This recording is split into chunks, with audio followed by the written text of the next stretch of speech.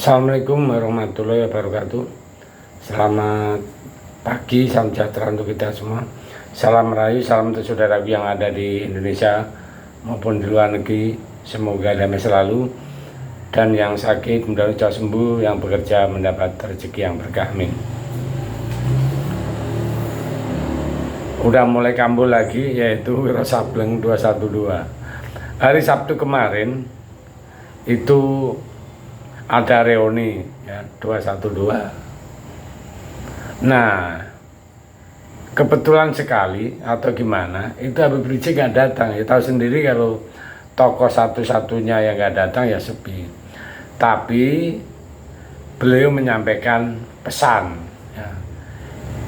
Jadi pesan Habib Rizik HRS ya, permintaan maaf karena tak bisa menghadiri acara reuni 212 yang bertajuk Munajat Kubro untuk keselamatan NKRI dan kemenangan Palestina yang berlangsung di Silang Monas, Jakarta, Sabtu pagi tanggal 2 Desember.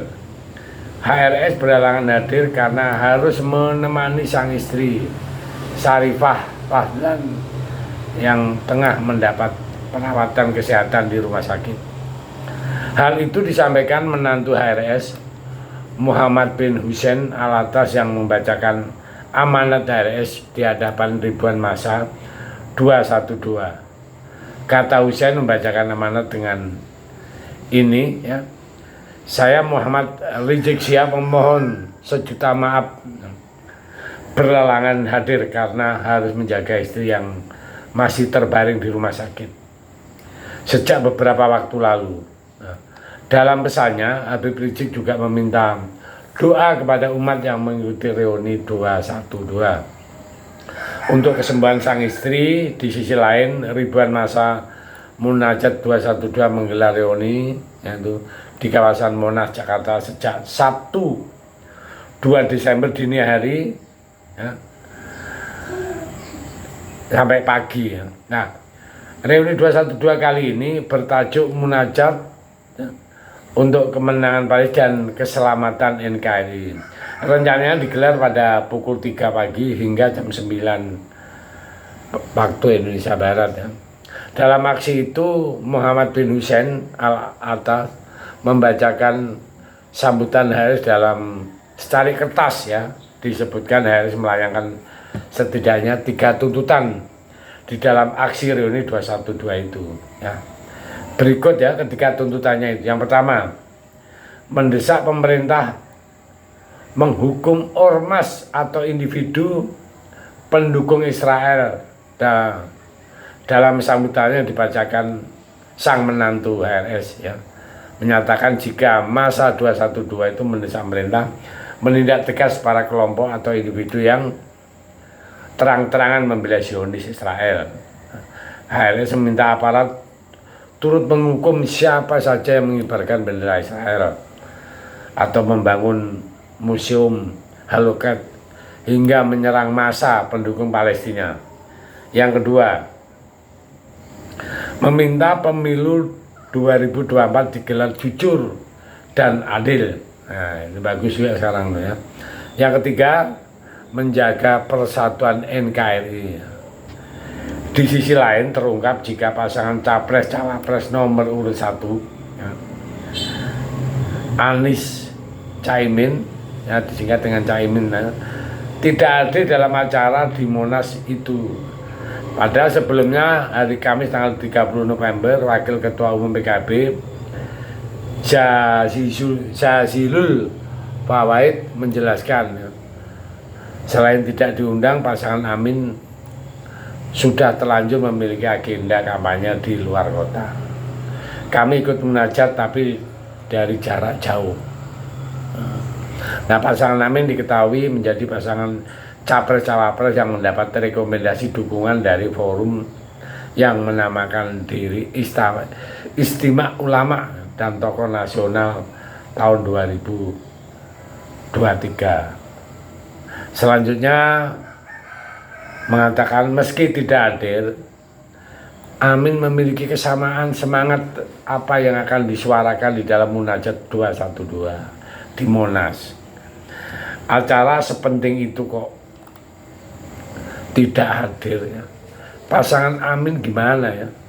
Apa jangan-jangan enggak kuat bayarin nas bung kalau dua ya, jadi lucu gitu. Ini kan sangat penting sekali kok nggak hadir gitu. Nah, jadi kalau melihat tingkah lakunya para kadrun Munaslimin ini, prediksi saya sebenarnya mereka itu maunya dukung capres nomor 2 karena jelas dana nasbungnya itu lebih gede, tapi kok kayaknya mulai menjauh gitu ya, dan malah menjadi anak presiden sebagai cawapresnya. Jadi para kadrunista itu sangat benci sekali sama Jokowi, lalu mau mendukung Ganjar kan nggak mungkin, karena sejak awal Ganjar kan tegas lawan radikalisme dan kelompok garis kelas. Jadi pada akhirnya daripada nggak dukung siapa-siapa, kadrun akhirnya dukunglah Anies Caimin. Nah, memang masih sangat membutuhkan bantuan dukungan dari Rizik kan untuk kelompok Amin ya. Sehingga Rizik dan kawan meskipun sekarang ini malu-malu kucing karena berusaha membersihkan diri dari noda politik, identitas Anies tidak akan bisa merebut suara dari pendukung Jokowi. Apalagi suara yang nasionalis, mau tidak mau Anies tetap harus bergabung pada Rizik dan kadrunista yang punya banyak banget masalahnya.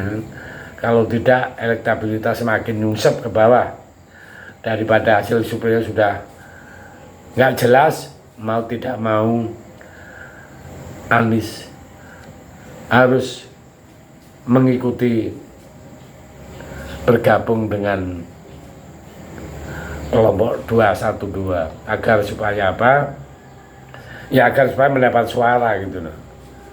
Nah, jadi karena 212 itu rata-rata mayoritas pemilihnya PKS. Nah, kalau bukan mereka ya akan menjadi masalah kan untuk suaranya Anies nanti. Ya mau nggak mau membersihkan diri Anies nggak bisa juga kan, akhirnya tertempel lagi LJP siap, sehingga masyarakat meyakini bahwa Anies tidak akan bisa melepaskan identitasnya sebagai bapak politik identitas. Ya saya pikir itu yang bisa sampaikan untuk pagi ini. Dengan adanya munculnya reuni 212 mengingatkan kita ada tahun-tahun yang lalu. Dan ini kan beda kan, dulu rame sekarang udah sepi. Terima kasih, Merdeka.